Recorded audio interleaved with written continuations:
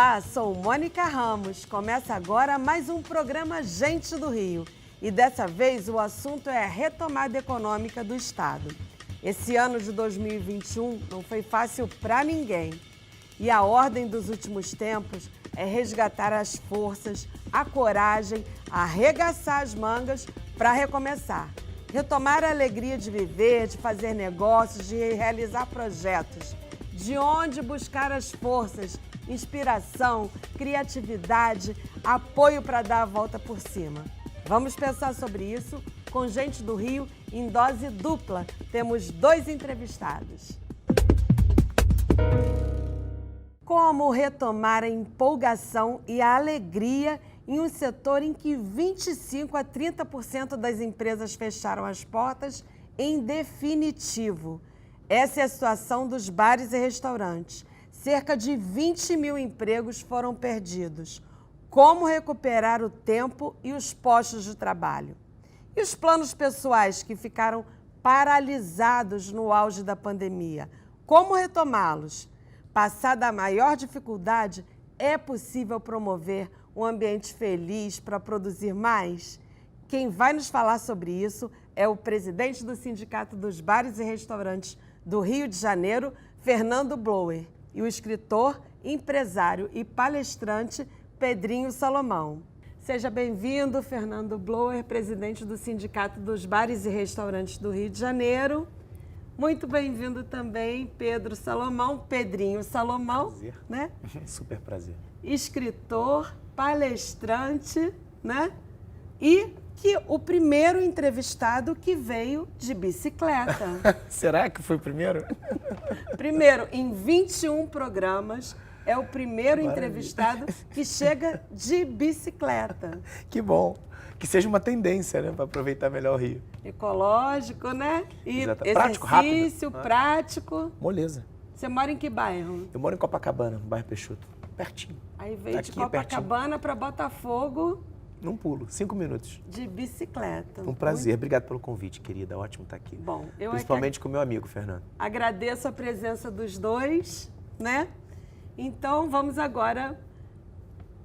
Na pandemia, né, os bares e restaurantes foram o setor que mais sofreu, né? Sim. Como é que está agora? Nós já recuperamos o patamar de 2019? Bom, Mônica, vamos lá. Primeiro, obrigado pelo convite. Saudar meu amigo Pedrinho também. É um prazer estar aqui com vocês. A gente ainda não recuperou o patamar de 2019 porque o buraco foi muito profundo. Foram quase 2 anos aí de, num primeiro momento, negócios completamente fechados, sobrevivendo quando dava com delivery, mas mesmo assim sem conseguir pagar suas contas. A gente chega agora com a vacinação avançando, com a flexibilização de normas de funcionamento, etc., num patamar de faturamento já mais próximo de 2019. A gente acha que vai chegar nesse padrão no ano que vem. Mas até lá... Quando do ano que vem? Meados do ano que vem, mais ou menos, dependendo do perfil de negócio e do bairro da cidade. Mas uma coisa importante é que os bares e restaurantes acumularam um passivo muito grande nesse período. E essa conta vai demorar para ser paga. A gente estima que mais ou menos 3 anos sejam necessários até zerar todo o prejuízo contraído ao longo da pandemia. Pedrinho, e o que mudou na forma das pessoas olharem o trabalho depois da pandemia? Como é que você avalia isso? Olha, grandes pandemias, elas servem sobretudo para acelerar processos que já tinham se iniciado, muito mais do que para construir novos formatos e novas fórmulas. A gente percebeu, acho que um encurtamento muito grande entre a distância que existia entre o empregado e o empregador. Uma coisa que acho que notável na pandemia, não só no Brasil, mas em grande parte do globo, do planeta, do mundo, é que as empresas fizeram um esforço gigantesco. Por ser uma questão de saúde pública, né, e de um vírus incontrolável, as empresas perceberam que se colocassem as pessoas na rua, a gente teria um problema social, né, que podia, inclusive, ser maior do que o problema econômico que o Fernando já trouxe aqui para a gente. Então, o que eu observei é que as empresas fizeram um esforço muito grande e esse esforço foi reconhecido pelos seus colaboradores. Ou seja, existe uma boa vontade em um momento, e aí eu como um otimista irremediável, acho que existe um ótimo momento para que esse diálogo reestabelecido ou estabelecido a partir desse encurtamento né, e desse entendimento de que todo mundo estava no mesmo bolo, empregador e empregado, possa criar novas relações. O que, de certa forma, já tinha se iniciado, como eu disse, né, a pandemia serve para acelerar alguns processos com a própria reforma trabalhista. Então, acho que esse é um legado que fica, essa possibilidade de um diálogo mais franco, mais aberto nessas relações. O que a gente observa também como um aditivo, né, como um tempero, para usar aqui uma temática, né, do setor de bares e restaurantes, o que a gente observa de forma também, ainda que leve, mas que pode ser que fique, é essa ideia de se procurar um pouco mais de bem-estar. Então, esse bem-estar associado à saúde mental, à capacidade que você tem de cuidar dos seus. Não adianta você sair para trabalhar e cuidar de um monte de gente se você não consegue cuidar de quem está com você dentro de casa. As relações, a possibilidade do híbrido, né, de você trabalhar menos horas, menos deslocamento. Experimentamos de imediato menos poluição, menos trânsito, uma supervalorização do tempo, esse bem mais escasso que nós temos. Então, eu acho que ficam, esses dois legados, para mim, são bem claros no campo sociológico, aqui pensando no comportamento, desse encurtamento de possibilidade de diálogo e principalmente de novas relações de trabalho mais focadas no bem-estar. Muita gente também acordou para uma realidade que é o seguinte: pô, eu quero trabalhar num lugar onde eu preciso ser feliz hoje, agora. Então, se eu tô... Muita gente trocou de emprego, saiu, deixou empregos de anos e anos, né? Isso aconteceu, qual é a qualidade, o que as pessoas estão procurando agora no ambiente de trabalho? Quando você começou a falar sobre essa felicidade aqui, eu acho que essa é a vantagem e o problema da temática da felicidade. Porque a grande ruptura que a gente tem nos últimos anos, não por conta da pandemia, por conta desse mundo pós-moderno que se apresenta nas últimas 3, 4 décadas, por conta da revolução tecnológica, em que num smartphone a gente resolve quase todos os nossos problemas e as nossas questões. A gente arruma namorado, a gente pede comida, a gente consegue pesquisar quase tudo que a gente quiser. O que se abre é justamente a ideia de que a felicidade, que já foi material e futura, plantada assim pelos nossos ancestrais, avós, pais, né, que diziam que a gente precisava trabalhar 30, 40 anos, muito provavelmente numa mesma empresa, para conseguir o primeiro passe para a felicidade, que era a aposentadoria, que vinha com o carro na garagem, com a casa própria, e essas grandes, né, acho que esses grandes objetivos de cada um foram substituídos por um mundo onde a gente percebe que hoje as pessoas substituem a matéria, o material, pela experiência. E essa ideia de futuro, como você falou, para o momento presente. Isso traz ônus e bônus. Primeiro porque a gente precisa desconstruir a ideia de que a felicidade pode virar um manual. Ela não pode estar num livro e ela não deve estar em formatos, em arquétipos. Porque o que existe de belo hoje é que cada um pode ser o que bem entender, né? O que um jovem hoje quer, e não só um jovem, mas todos nós, né, que nos consideramos jovens, né, mesmo que seja de cabeça, o que a gente quer é ter os nossos direitos, né, as nossas vontades, as nossas escolhas, que são muito maiores como possibilidade hoje, respeitadas. Nesse lugar fica mais difícil de você definir o que é felicidade. Então, aonde a gente entra, e o Fernando deu essa deixa também, é que hoje o que a gente deve fazer é substituir a ideia de recursos humanos por uma ideia de relacionamentos humanos. O que você precisa hoje à frente de um negócio, ou no exercício da liderança, dentro de uma casa, como um pai de família ou como um filho, é entender majoritariamente, substancialmente, que você vai ter que dedicar mais tempo para entender a demanda de cada indivíduo que se relaciona com você. Não dá para você achar que porque, de repente, para o Fernando, um alongamento é ótimo, para quem está do lado dele ali, vai ser maravilhoso, pode não ser. Então, gastar esse tempo ou investir esse tempo para entender sobre o comportamento humano individual de cada um é o grande papel de um líder hoje. E aí que a felicidade deixa de ser, acho que essa lógica instaurada através de alguma definição de frase de efeito e passa a ser uma experimentação, uma vivência individual.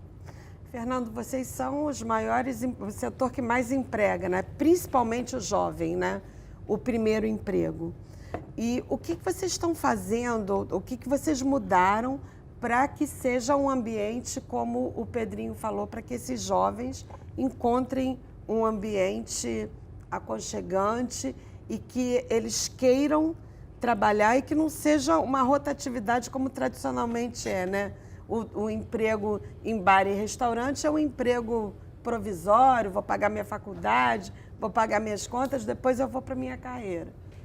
Como é que o que vocês estão fazendo, quais são as atitudes, o que vocês mudaram para proporcionar isso? Bom, vamos lá, Mônica. A pergunta é bem pertinente. A gente tem vários fatores aí. O Pedro já deu algumas dicas para a gente sobre isso, sobre como você trata os relacionamentos de forma a entender o ser humano dentro daquele contexto. Então, essa é uma das primeiras coisas. A gente tem que saber já receber aquele funcionário no seu primeiro momento, ou até na entrevista, que tipo de pessoas fazem sentido para o nosso perfil do estabelecimento, né? Eu posso dar certo num lugar que talvez você desse mais certo em outro, e daí por diante, porque são das características individuais. Então, você tem que saber quem contratar e como conduzir e como recebê-lo. E essas pessoas, eu acho que o que a gente pode fazer mais, e tem feito muito, você usou uma palavra importante, carreira. E eu sei que é difícil, quando você fala de empresas pequenas, no geral, bares e restaurantes são, você pensar numa carreira de longo prazo dentro daquela empresa. E o Pedro já definiu bem, não precisa ser dentro daquela empresa, mas você pode fazer uma carreira muito bonita dentro do segmento de gastronomia, de hospitalidade, de bares e restaurantes. Então a gente tenta ao máximo mostrar que trabalhar nesse setor não é só uma ocupação, não é só para pagar a conta daquele mês, mas é talvez um caminho para a sua vida, seja que empresa for, né? Então, investir nas pessoas, em treinamentos, em conhecimento, em experiências, levar alguém que não tem uma referência para jantar num restaurante que é uma referência para você, para ele entender o que é aquele universo, ele tem que provar, ele tem que sentir, aquilo tem que ser verdadeiro para ele. E proporcionar isso é fazer com que ele possa proporcionar isso depois no dia a dia do trabalho dele e até leve essa mensagem para as famílias, para os amigos. A gente estimula muito com os nossos colaboradores que as famílias e os amigos frequentem também o nosso bar e o nosso restaurante. Mas é importante isso, a gente se reconectar com essas pessoas, sejam elas clientes, sejam elas os nossos funcionários, de tal forma que você crie uma espécie de senso de comunidade, de bem-estar e passe a experiência que a gente precisa e que diferencia esses negócios de um certo padrão. Bar e restaurante não pode ser commodity, não é só uma troca, eu te dou R$50 e você me dá comida e bebida. É muito mais do que isso.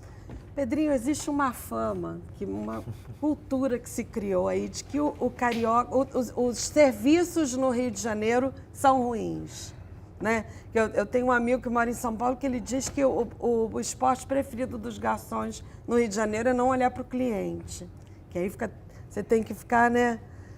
Então, isso é verdade? Isso é uma cultura carioca? Quer dizer, os famosos garçons do Bar Lagoa, mal-humorados, isso é uma cultura realmente do carioca? É porque eles não estão bem? Discordo. Eu acho que a prestação de serviço, boa ou ruim, ela está muito mais ligada aos insumos, a caixa de ferramenta que é aberta para que aquele colaborador possa se desenvolver para o bem ou para o mal, do que propriamente a uma essência regional ou barrista. A gente tem um dos maiores símbolos de prestação de serviço e de um serviço que é percebido por todo mundo no Rio de Janeiro, que é o Renato Sorriso.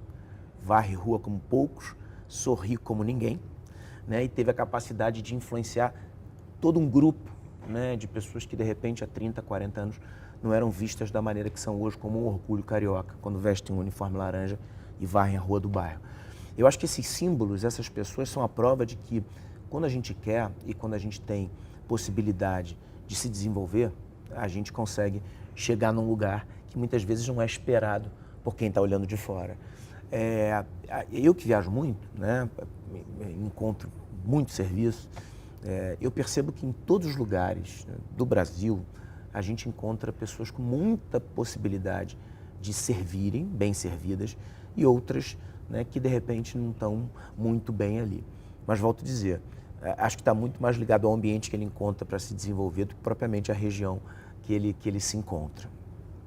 E inclusão, né? Você estava me contando que vocês têm um programa para inclusão de pessoas trans, para empregabilidade, né? Fala um pouco sobre esse programa, eu achei tão importante. Na verdade, esse programa não foi concebido por nós, ele é uma iniciativa que começou na UFRJ, um grupo de trabalho ligado à gastronomia, e o nosso papel foi muito mais abraçar e ajudar com as ferramentas que a gente tinha. Então, a gente dá bolsas em cursos e treinamentos e ajuda a fazer essa ponte com o mercado de trabalho. E esse é um dos vários exemplos onde a gente pode, de fato, fazer transformação social através do nosso segmento. Você estava me dizendo que o índice de desemprego nessa faixa da população é 99%, né? É praticamente impossível, eu diria que é quase irrisório o número de travestis e pessoas trans que conseguem carteira assinada formal. Assim como tem outros grupos de pessoas que também são muito desamparados, como, por exemplo, egressos do sistema prisional e vários outros que são completamente excluídos da formalidade por puro preconceito e não tem outra razão, não são inferiores, não são incapazes, não tem absolutamente nada em termos humanos que os transforme em alguém que não possa ter os mesmos méritos e a mesma capacidade. É puramente preconceito e mais nada. E é isso que a gente precisa alterar. E como os bares e restaurantes eles têm uma visibilidade, afinal de contas, todo quarteirão tem um bar e restaurante, todo cidadão frequenta isso em algum momento da sua vida, mais ou menos. Então, se essas pessoas estão ali circulando nesse ambiente e exercendo esse papel de hospitalidade, é um sinal muito claro de que é possível para todos, de que é aceitável e de que essas barreiras não podem e não devem existir. Então, acho que a gente tem esse papel também de ser ativo nos processos de transformação social que o Brasil tanto demanda. E no próximo bloco, já podemos dizer que é hora de investir e empreender em novos negócios? Em quanto tempo os negócios e nossa cabeça estarão recuperados? O Gente do Rio volta já.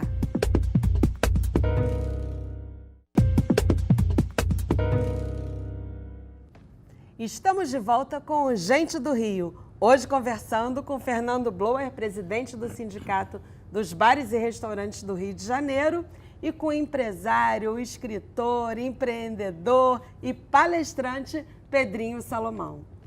A gente estava falando de inclusão de pessoas no setor de bares e restaurantes, que é um setor muito inclusivo, né? Os jovens, as pessoas trans. E aí você estava lembrando dos estrangeiros, né? Refugiados. Dos estrangeiros, dos idosos, seremos todos longevos, muito mais longevos. E como a gente está falando, tentando desenhar um cenário, tudo depende da ótica, né, e do lugar que você está olhando. Quando a gente fala, por exemplo, da inclusão e a gente pensa nas bandeiras que de repente, né, estão sendo impostas e colocadas no bom sentido, né, trazidas para a discussão, a gente esquece do que já foi conquistado. Bares e restaurantes talvez estejam entre os setores que mais empregam, por exemplo, gente que, né, já está, né, na idade, de repente já se transformou em idoso e continua produtivo e atendendo bem ali. Da mesma maneira, estrangeiros, né, pessoas, às vezes refugiados, que conseguem trabalhar nesse lugar. Então, é legal a gente ter sempre, acho que um olhar aberto para entender o que de positivo se conquistou, né, e o que precisa ser, obviamente, melhorado. Pedrinho, você é autor de vários livros, temos os 3 aqui. E um deles chama Empreendendo Felicidade. O que é isso? Como é que é empreender felicidade? Vai vender felicidade? Não, pelo amor de Deus, não.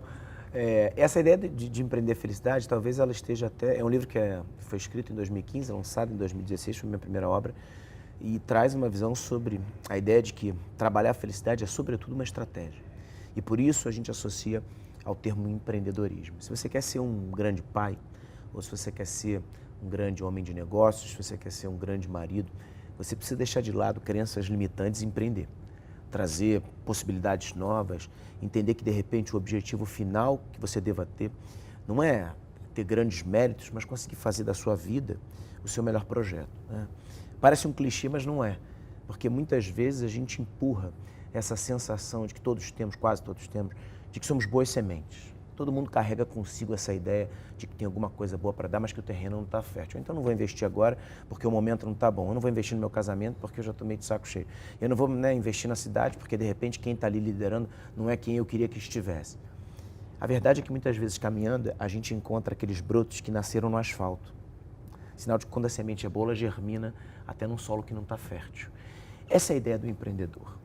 Quando a gente fala de construir ambientes propícios à felicidade, mais do que ela em si, né, inclusive porque a felicidade está na sensação de ausência, filosoficamente, esse é um conceito interessante, de que a gente só enxerga o que a gente precisa quando a gente não tem. Fernando, estávamos conversando no camarim um pouco sobre isso. Empreender para conseguir criar um ambiente de possibilidade, né, de trazer a felicidade ou para trazer a felicidade, é se liberar necessariamente do que faz com que você não saia do lugar. Então, quando a gente encontra um tempo como esse, uma pandemia como essa, ou outros momentos de crise, a gente consegue perceber que o pior de uma pandemia e de uma crise nunca é ela em si, porque ela passa. O pior são justamente aquelas pessoas que não aceitam que outras passem por tempos difíceis com leveza, com bom humor, com criatividade, com fé, com resiliência, né? Se você tem alguma coisa boa para colocar no terreno, ou se você tem uma ideia boa para colocar em prática agora, não se preocupa se você vai ser aprovado ou criticado, porque provavelmente o problema está com quem te critica e não te aprova do que justamente em você, que está tentando germinar, plantar, fazer com que alguma coisa aconteça. Então, esse livro ele traz uma abordagem de que talvez, se nós estivéssemos todos atentos a questões mais óbvias, não ao extraordinário, aquilo que traz grandes cases, mas o que é ordinário, aquilo que está na ordem do dia, que se repete todos os dias, aquilo que está ao meu alcance, ao seu, do Fernando, do pessoal que está aqui no estúdio, aquilo que qualquer um pode fazer. A felicidade ela é elementar, ela está muito mais nas pequenas coisas, na construção de uma vida leve, do que propriamente de grandes metas, né? Tem gente que quer mudar o mundo, ou quer deixar um mundo melhor para os seus filhos, dá um trabalho danado. Começa deixando filhos melhores para esse mundo. Talvez você já comece a resolver um pouco da questão. É verdade, né? Fazendo a sua parte, né? É É hora de investir, de empreender, de abrir negócios. Nós já estamos nesse momento? Não, sem dúvida nenhuma, tem muita oportunidade, tá? Então você tem que saber dosar bem o seu investimento, a sua capacidade pessoal. Adoro. Eu acho que tem... Mas é isso, acho que tem até uma autoanálise, um autoconhecimento de até onde risco você está disposto a tomar, né? Se o seu perfil é um perfil para aquilo. O nosso segmento é um que é muito afeito a aventuras, né? Todo mundo gosta de bar e restaurante. Aí o sujeito se aposenta ou pega o FGTS, está com o dinheiro parado, vou abrir um bar e restaurante. Calma, é um negócio como qualquer outro que tem sua complexidade, seu mercado, seu público, suas técnicas. Ele é até bem complexo para o tamanho das empresas. Exato, vocês calculam até o quanto os garçons vão caminhar e se vão caminhar, os produtos que vão comprar, os pratos, tem que gerar todos em torno dos mesmos produtos, Se você né? pensar, Mônica, Perda de dentro de uma estoque empresa, perecível. dentro de uma empresa pequena, você é uma indústria, porque você transforma insumo em algum produto, em comida e bebida. Você é comércio, que você está ali comprando bebidas e coisas e vendendo diretamente. E você é serviço na sua natureza. Você está ali o tempo todo proporcionando atendimento. E você faz isso tudo com recursos de empresa pequena. Então, é difícil, é complexo e por isso exige muita responsabilidade. Porém, nesse momento, a gente tem aqui pontos comerciais com preços mais razoáveis. A gente tem novas vontades, novos desejos que precisam ser atendidos. Então, existe uma oportunidade de você atender esses desejos. E tem uma questão que é fundamental, pegando o gancho do Pedrinho também, que ele sempre traz boas visões, é realmente qual é o valor que você quer proporcionar para o seu cliente, para aquela comunidade onde você vai se estabelecer. E note que eu falei valor e não preço. O preço é um componente do negócio, quanto eu vou cobrar. Mas a percepção de valor é o mais importante. Qual é o propósito daquilo?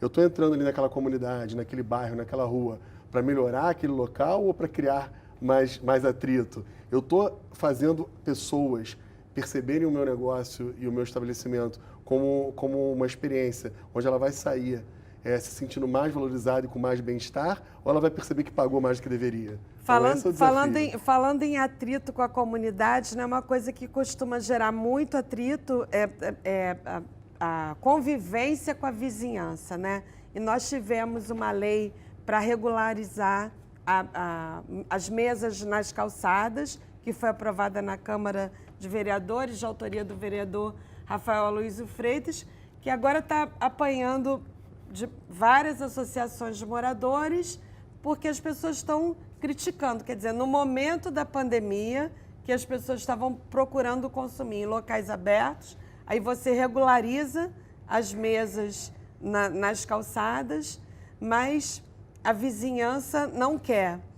Eu lembro de uma entrevista que eu fiz uma vez com o Carlos Lessa, o economista Carlos Lessa, e ele disse assim: o Rio de Janeiro tem a vocação para alegria, para festa, um samba em cada esquina, um forró, e os incomodados é que se mudem. Todo mundo quer frequentar bar, quer movimento na rua, mas ninguém quer o barulho do lado da sua casa. Como essa lei foi importante para vocês E como conciliar isso? Vamos lá.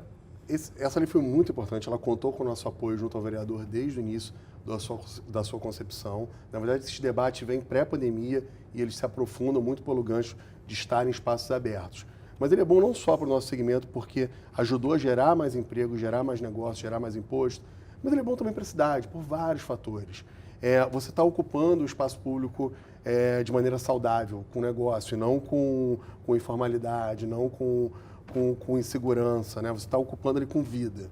Você está também, de alguma maneira, atraindo e gerando atrativos turísticos. Afinal de contas, em qualquer grande cidade turística do mundo, as mesas, cadeiras e calçadas são as primeiras a serem utilizadas. Você vai para Veneza, para Barcelona, ou seja, para onde for, não sei no inverno, quando está muito frio na Europa, mas normalmente é na calçada e quer ficar. E aqui no Rio isso é proibido. A gente tem que entender que a gente vive numa cidade urbana, com muita densidade populacional e complexa. E, portanto, o meu desejo individual numa cidade de milhões de habitantes nunca será prioritário. Eu vou ter que sempre abrir mão de boa parte das minhas vontades pessoais em prol do coletivo, em prol do bem-estar da sociedade onde eu vivo. Então, não é nem só atender ao bar e restaurante, nem só a vontade de uma ou outra pessoa do condomínio. Aliás, as associações de fato falam muito sobre isso, mas eu tenho dúvidas se elas escutam o outro lado que gosta dos bares e restaurantes. Porque se toda a população fosse contra isso, os bares e restaurantes estariam vazios. E não estão. Então algo me diz que não é toda a população que é contra, muito pelo contrário. Talvez alguns só façam mais barulho que outros. Mas é uma lei muito positiva que eu acho que traz visibilidade para algo que é muito nosso, da nossa cultura, do nosso bem-estar, não é isso, Pedrinho? Um pouco do nosso jeito carioca, leve, florido, verão e arejado de ser. E eu acho que a gente precisa, sim, estimular isso. E se há excessos, se há pessoas descumprindo, para isso que existe poder público, para isso que existe fiscalização, que seja cumprido. Então não se deve, não é aqui a questão de liberar geral, muito pelo contrário, existe uma regra. Agora, quem estiver dentro da regra tem que ser apoiado. Pedrinho, você fez palestras durante esse período de pandemia para várias categorias profissionais, né? As pessoas estão querendo mudar a forma de lidar com o trabalho. O que você aprendeu com essas palestras que a gente acaba sempre aprendendo também? O desafio de estar no campo do pensar quando acontece uma grande transformação, claro que ele é grandioso, mas ele é extremamente prazeroso, porque você tem um laboratório ali, né, pipocando, acontecendo na sua frente. No começo da pandemia, a grande preocupação era cuidar da saúde mental das pessoas diante do pânico instaurado por conta, né, dessa terrível pandemia.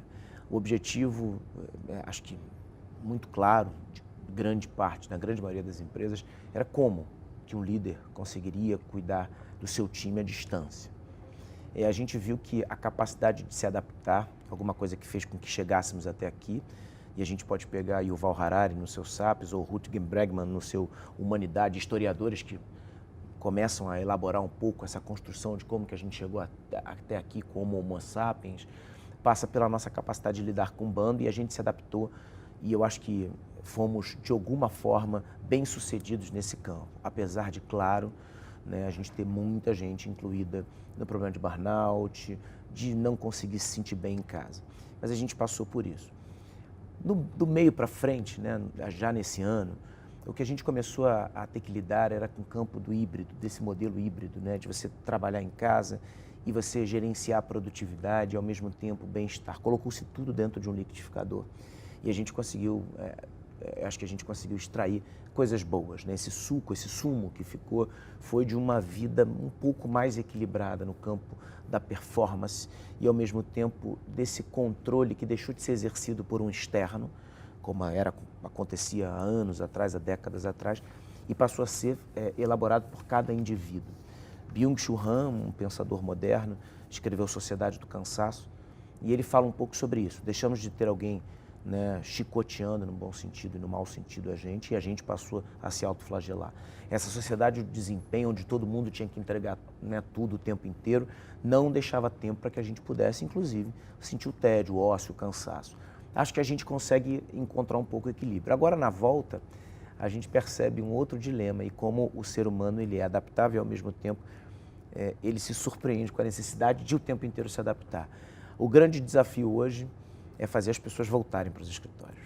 Então, esse ciclo que eu tentei criar aqui, quase que numa cronologia da pandemia, mostra o quanto os desafios vão aparecer, sejam pela pandemia ou por outras crises, e a gente vai saber passar por eles. Em algum momento eles serão passados e a gente vai poder fazer uma análise histórica, num recorte maior de como que a gente soube lidar com isso. O desafio atual é como que as pessoas voltam. Muitas que tinham medo de ficar dentro das suas casas trabalhando ou de ter que se reinventar, né, no campo para fazer algum outro serviço, estão com medo de voltar para os escritórios. Não só pela questão da pandemia ou pela possibilidade de contágio, mas principalmente por não saber lidar com o todo, com o coletivo.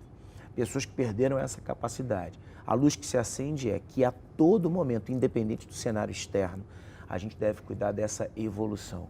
A nossa evolução não vai acontecer diante do último modelo, né, de smartphone ou de tablet que a gente tenha ao nosso dispor ou da última tecnologia, mas objetivamente pela nossa capacidade de lidar com pessoas.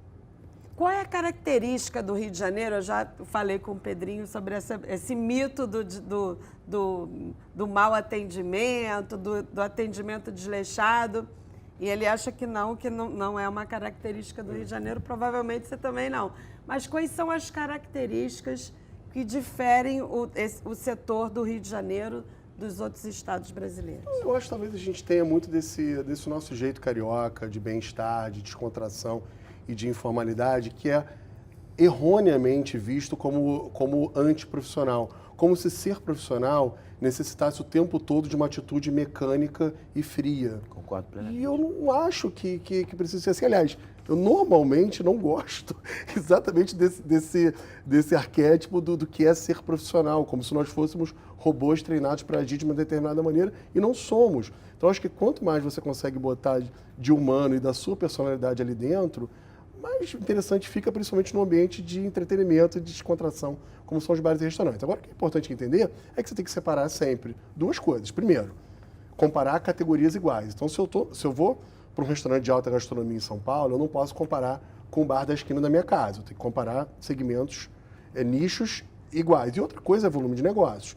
Você pega cidades como São Paulo, Nova York, outros lugares, você tem um volume econômico muito maior e, portanto, um número de negócios maiores do que em qualquer outro lugar. E aí você tem mais negócios com mais grana para investir em treinamentos e coisas. Mas negócios de padrões similares normalmente têm o mesmo padrão, sendo que no Rio de Janeiro a gente tem um diferencial positivo desse bem-estar que é trazido pelos colaboradores que trabalham com a gente. Posso fazer um aditivo? Claro. Eu acho que o Rio tem uma coisa que a beleza educa. A beleza educa. Então, se você passa num canteiro que está bem cuidado, mesmo que você estivesse disposto a jogar um lixo, você não joga porque ele está bem cuidado. Talvez você encontrar um outro degradado, você acha que é um lugar para depositar o seu lixo. É claro que pessoas educadas e civilizadas não fariam nenhum nem outro, mas é uma questão. Pegar um gancho aqui, posso, Mônica, se me permite, que eu acho bem legal também, um diferencial positivo do Rio, que a gente tem que valorizar. A gente estava conversando sobre isso, eu e o Pedrinho, mais cedo. Como o Rio de Janeiro também, ele tem menos barreiras e mais pontes e mais pontos de encontro. Pedrinho é um cara da Zona Sul, mas foi lá na Portela, e as coisas vão fluindo. A gente tem a praia, o Maracanã, as praças, a Pedra do Sal, né? A gente tem vários pontos ali de confluência. E nos bares e restaurantes é igual, enquanto que em outras cidades isso é muito compartimentado. Então você tem bairros ali onde uma determinada classe social vai e a outra só vai para servir, né? E aí você vai criando essas barreiras entre as pessoas. E aqui o legal é você ir para o bar da tua esquina, seja ele qual for, com um chinelo, independente de quanto você tem na conta bancária, e tomar uma cerveja gelada. Então a gente se mistura e interage muito mais, e isso é bom. A gente não tem que ver isso negativamente, né? Porque é negócio, o bar e restaurante é uma empresa, precisa gerar lucro, precisa. Mas a gente está lá não para isso com o cliente, para o cliente para gerar bem-estar, encontro, alegria, histórias, momentos, e é isso que importa. E no próximo bloco, o que fez o jovem advogado Fernando Bloer, com formação em música, pensar em empreender na área de gastronomia? E Pedrinho Salomão, como descobriu a oratória? Todos podem ser felizes e ter sucesso? O Gente do Rio volta já.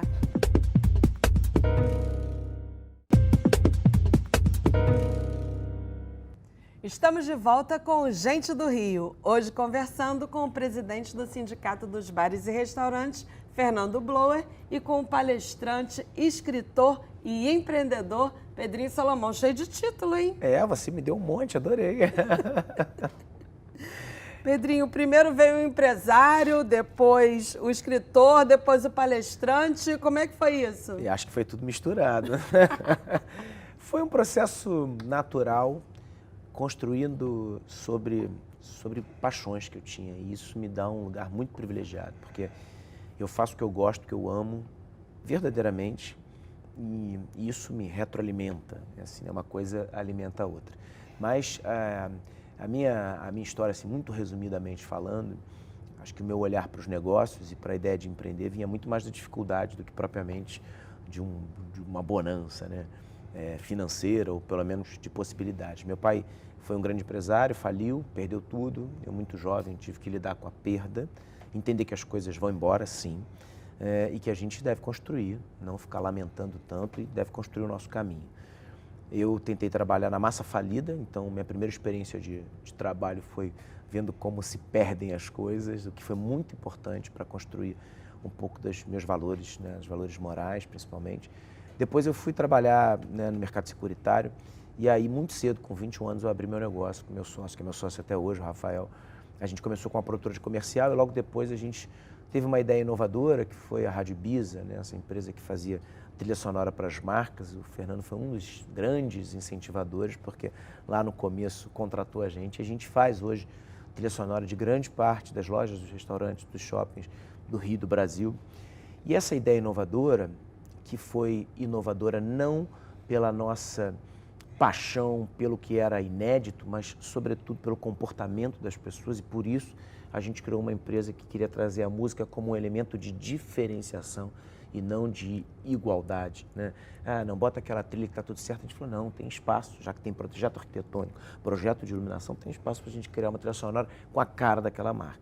Quando a gente percebeu isso, as relações que se davam para uma empresa ser ou se manter inovadora, de novo, voltava para a ideia de entender de pessoas.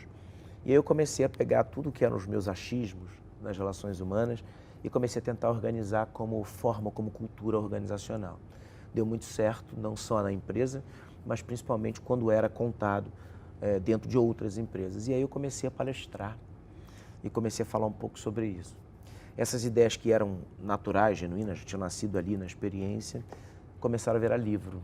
E aí uma coisa foi levando a outra, e quando eu fui ver, eu já tinha sido...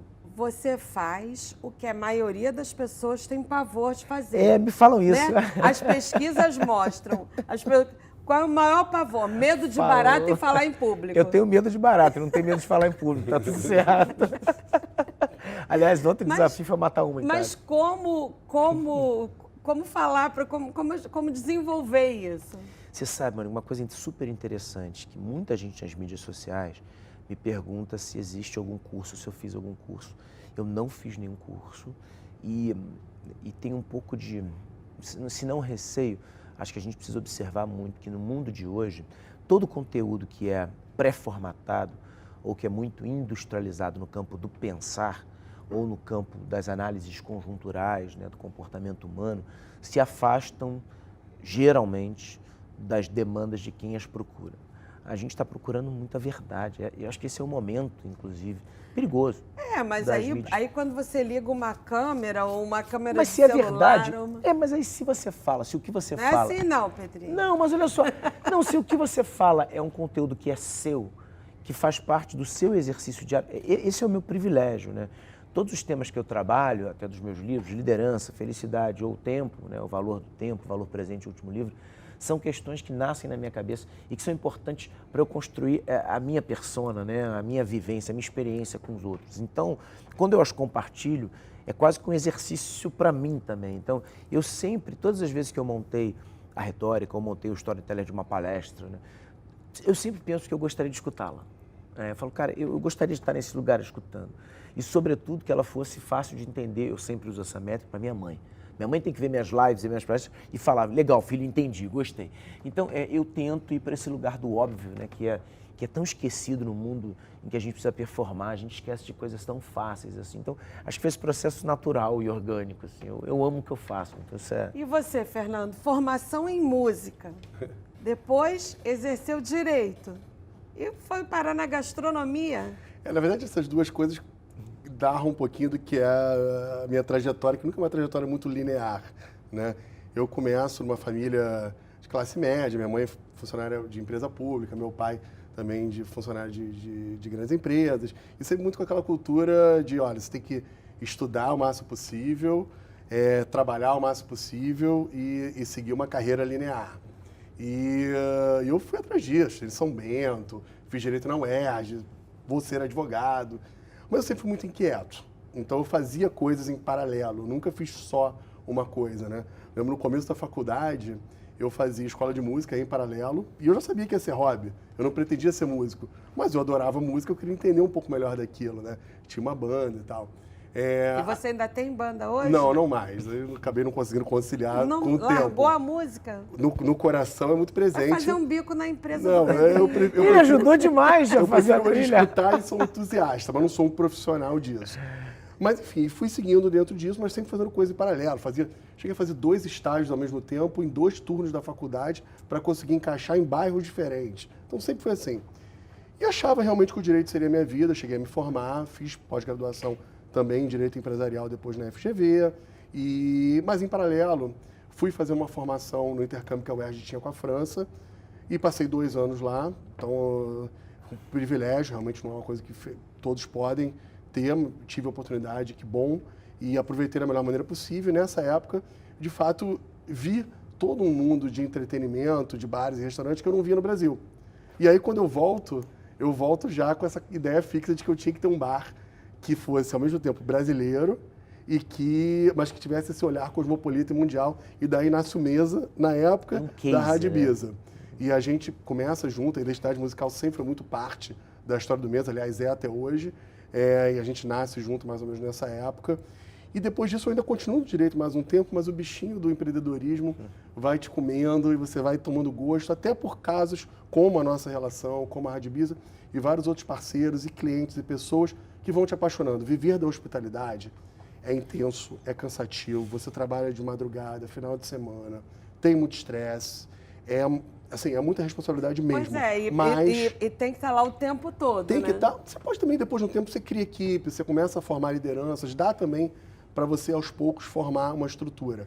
Mas o principal é o seguinte, você trabalha muito, mas você vê um resultado muito direto, você vê o teu cliente saindo, você vê as pessoas que trabalham contigo crescendo, às vezes até indo para outros lugares, mas crescendo na vida, você transforma pessoas, você cria momentos. Hoje eu conheço, o Mesa já vai quase 14 anos, eu conheço casais que se conheceram ali, hoje estão juntos, histórias que começaram ali, pessoas que confraternizaram, enfim, então você percebe que você passa a fazer parte da vida das pessoas com memórias, isso é muito legal. E o direito não me trazia tanto isso, era processos de muito longo prazo, né? Resultados muito diferentes daquilo que eu imaginava.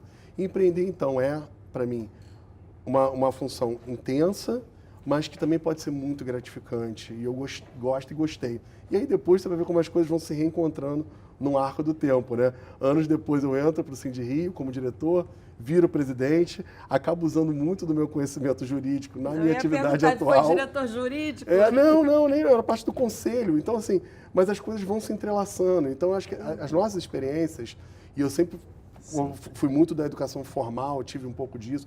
Depois fui fazer COPEAD na UFRJ para entender mais gestão. Então, mas eu acho que, na verdade, tudo isso é complementar sempre. Então, você tem que ter um pouquinho de cada dessas coisas e você vai se transformando numa pessoa mais completa a partir do momento que você começa a entender cada uma dessas experiências, não como dogmas, mas sim como parte do seu conteúdo e como que você consegue, em ambientes diferentes, trazer isso para a sua vida profissional ou pessoal.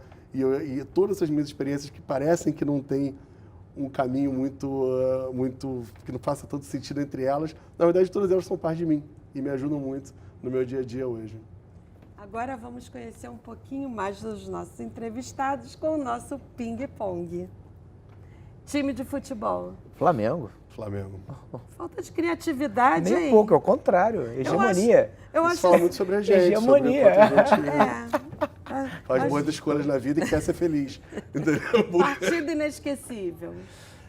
Nossa, várias. Tem uma que marcou a minha vida, a final da Libertadores, claro, foi maravilhosa, mas tem o título de 92 do Maestro Júnior no Maracanã. Eu estava presente no começo da minha juventude, e eu vi o Flamengo ganhar de 3-0 com uma atuação extraordinária do Júnior, que é esse grande ídolo que eu tenho.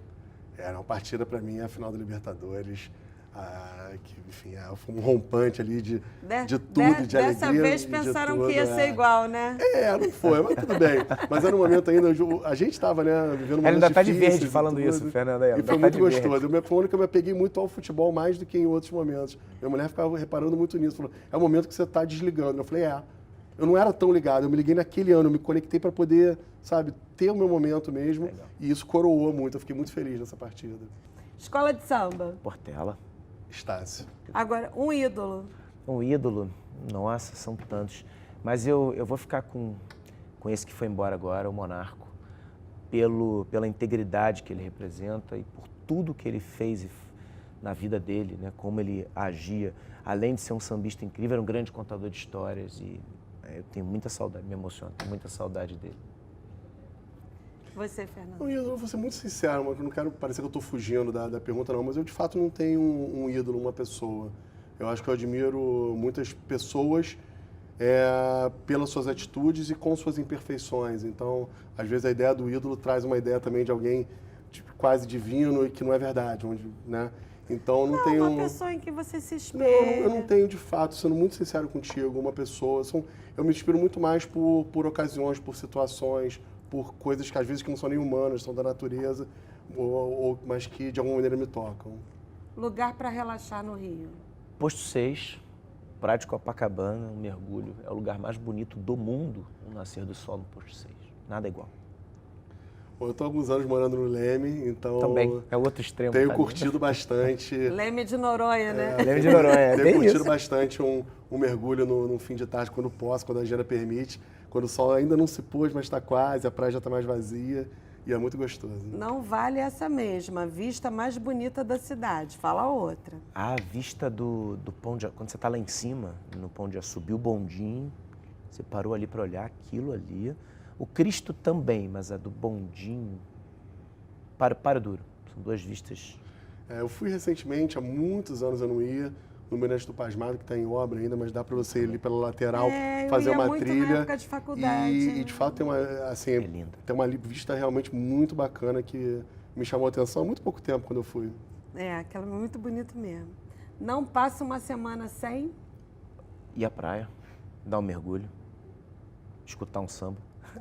Para mim é fácil a pergunta, ir para um bar e para um restaurante. Não, esse daí não vale. Não, isso mas não vale. Como? Não, vai trabalhar, não mas vale. Mas é o que eu mais gosto e faço. Não, mas não vale. Não, mas no bar e restaurante dos outros, não só Tá. Para beber mesmo. Para curtir, para conversar. Pra então tá, bebida favorita e onde beber. Não vale teu bar, hein? Tá bom. Não, há muitos anos eu estou muito nos coquetéis, que acaba que é o que eu faço e tomei gosto e tal. Então, tenho tomado muito alguns coquetéis mais... como Negroni, talvez, ou um outro fashion, coquetéis mais clássicos. Esse Negroni, como é que é feito? 3 partes iguais de gin, Campari e algum vermute tinto. 3 partes iguais. Então você pode botar 30 ml de cada, um copinho com gelo, mexe um pouquinho e uma rodelinha de laranja Bahia. Tá pronto. Prato ou petisco preferido? Pastel. Acho que petisco, para mim, um pastelzinho é uma coisa que eu gosto muito. Vai lá, pronto. De onde? Acho que eu escolheria o pastel. Pô, pastel gostoso. Da feira. Mano, pastel da feira. É uma delícia. Ai, mano, aí você me pega, porque é muito difícil pra mim, cara. Tanto lugar que eu acho bacana. Gula tem um pastelzinho gostoso também, a entrada na Gula. Você falou que tem o pastel de brie do Guimas, que já não é nem boteco, é outro registro, mas é gostoso. Enfim. E você, Pedrinho? Prato ou petisco? Churrasco. De Churrasco da minha casa, mas eu gosto... Tem vários lugares que eu gosto muito de churrasco. Eu gosto muito do churrasco da Palace, gosto muito do Carretão. Carretão é um lugar que eu adoro. Churrasco tá meio proibitivo, né? A carne tá muito cara. né? Mas eu gosto. Eu gosto muito também. Gosto muito de Esplanada Grill, aí já não é um churrasco. Majórica, um clássico. Majórica. Me leva para comer carne que tá tudo certo. O que você gosta de ler? Cara, eu gosto muito de ler história, história política, a história do Brasil. Cita um livro, então, legal. Recentemente eu li a trilogia do Getúlio Vargas, achei bem interessante. De história mundial. Eu li um também agora durante a pandemia que eu gostei bastante, chamado Meio Sol Amarelo, que fala de um momento muito triste, difícil na Nigéria, enfim, mas que também trata de uma outra história que, se você for pensar, não é tão longe, tão distinta da nossa, né? Então, eu gosto de ler sobre sociedades e como elas se compõem para entender um pouco como a gente chegou até aqui e talvez aonde a gente vai chegar. E você, Pedrinho, fora seus livros, os 3 que estão aqui, Os ó. meus não valem, eu não ligo. Eu terminei ontem O Estrangeiro, de Camus, muito bom, um livraço. E já comecei A Peste, né, que eu estou com um box lá de Albert Camus. Então, foram livros que eu terminei agora, mas vários, nossa, é o que eu mais tenho feito atualmente. Tem um livro muito belo, né, para esses tempos em que a gente está revendo os nossos valores, que é Filoteia, de São Francisco Sales. É um livro muito bonito, é uma introdução à vida devota que não fala só sobre religião, mas é um livro muito bonito. Os livros do Byung-Chul Han, esses livros pequenos desse grande pensador, muito legal, Sociedade do Cansaço, A Sociedade Paliativa, é um outro livro bacana, um que ele fala sobre hiperculturalidade, é um pensador que tem feito... Gosto muito dos livros do Pondé. O Pondé tem escrito livros que tiram a gente da zona de conforto.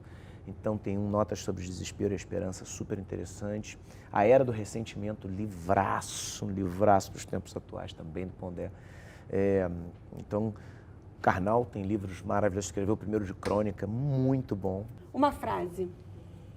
Não existe sucesso profissional que justifique fracasso familiar. Bom, poderia pegar a frase dele pra Pode roubar dele. Que eu gosto, acho que faz sentido. Duplica, né? Faz sentido. Como eu falei já em outras perguntas que você me trouxe, não tem às vezes uma frase padrão, mas minha mãe usava muito quando era garota. Eu lembro dela falar: quem sabe faz a hora, não espera acontecer. Eu gosto disso um pouco também. Não de ficar postergando, vou vendo, depois eu ver. Não, vamos embora, vamos resolver isso aqui. Resolveu, vamos pro próximo, entende? Eu gosto disso. Um medo, sem ser Barata. de barata. Não, Barata, de barata já falou, já não tem que Mas ser o outro. medo que eu tenho é barata e é medo. A gente fala, nojo não é medo. Aliás, a gente passou por isso em casa ontem, né? As crianças me chamando, e a minha esposa, quando casou, eu falei para ela, amor, olha, eu tiro rato, eu tiro jacaré da sala, eu enfrento lá, qualquer coisa na minha casa, mas barata não. Aí minha filha chorando, falou, papai, me salva, eu tive que ir lá e foi difícil. E realmente eu tenho medo de barata. Demais, eu criado no Rio, surfo, eu tenho muito respeito ao mar.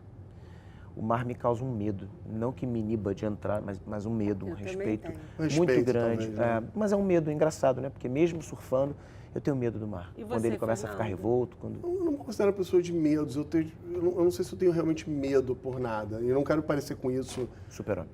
Corajoso, destemido, vou pra guerra. Não, não é isso. Mas de fato eu não tenho medo. Eu tenho angústias.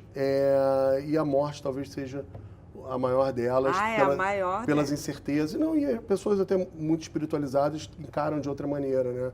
Talvez eu ainda precise Uma educação beneditina, desse você crescimento, fala isso, estando São Bento. Não é? Mas realmente é uma coisa que me causa angústia por ter perdido pessoas queridas cedo, meu pai e outros familiares e tal. Então essa talvez seja a minha angústia de como é esse momento e do que vai acontecer.